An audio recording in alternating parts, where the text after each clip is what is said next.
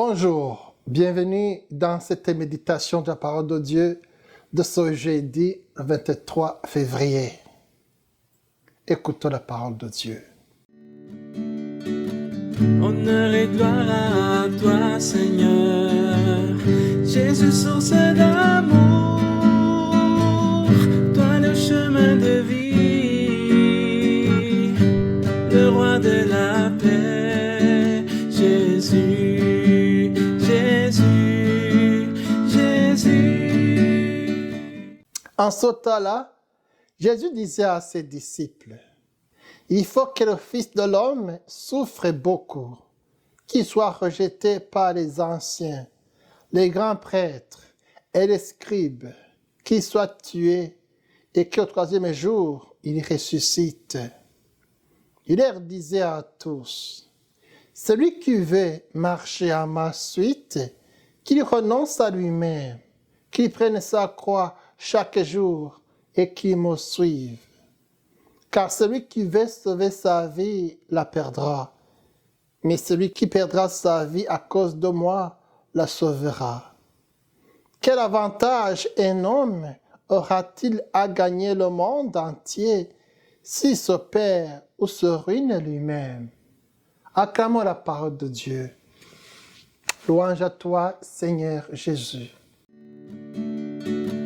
Honneur et gloire à toi, Seigneur, Jésus, source d'amour, toi le chemin de vie, le roi de la paix, Jésus, Jésus, Jésus.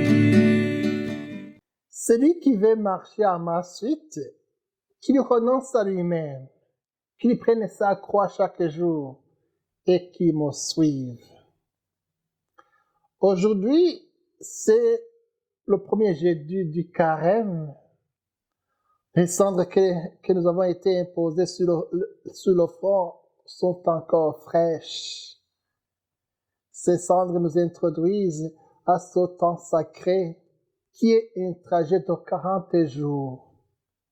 Jésus, dans l'évangile d'aujourd'hui, nous montre deux voies.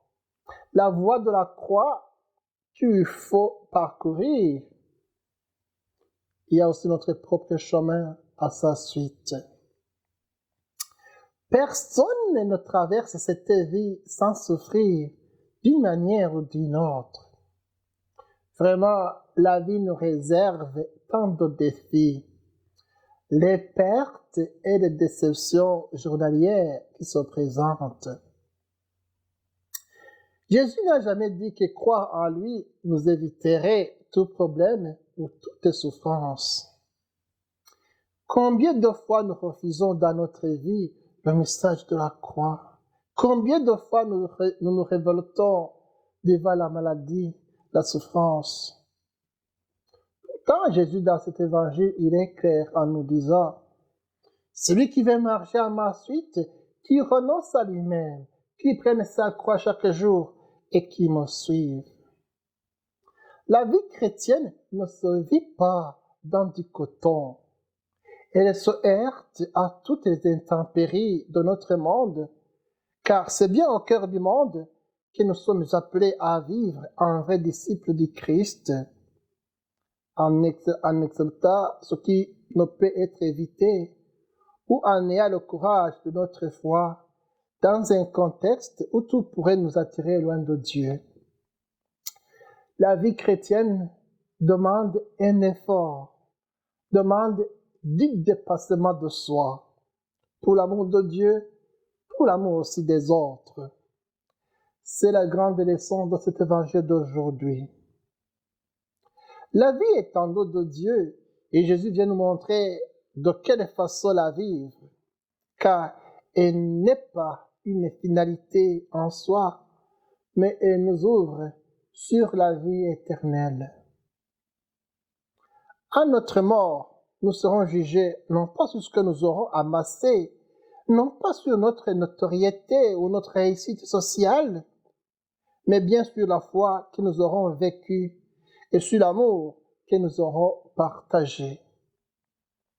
Quand Jésus parle de prendre sa croix, Il ne nous dit pas de nous engager dans une vie de pénitence inconsidérée.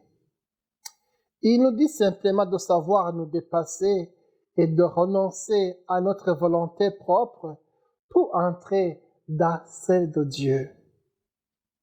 Renoncer à soi-même, à sa volonté propre, est une croix qui ne peut se porter que dans l'amour de quelque chose de plus grand que ce qu'on lâche, de quelqu'un de plus grand que nous-mêmes et qui est Dieu. Porter sa croix n'a donc rien de masochiste, de doloriste. C'est un choix de conduite par amour pour Dieu et pour les âmes.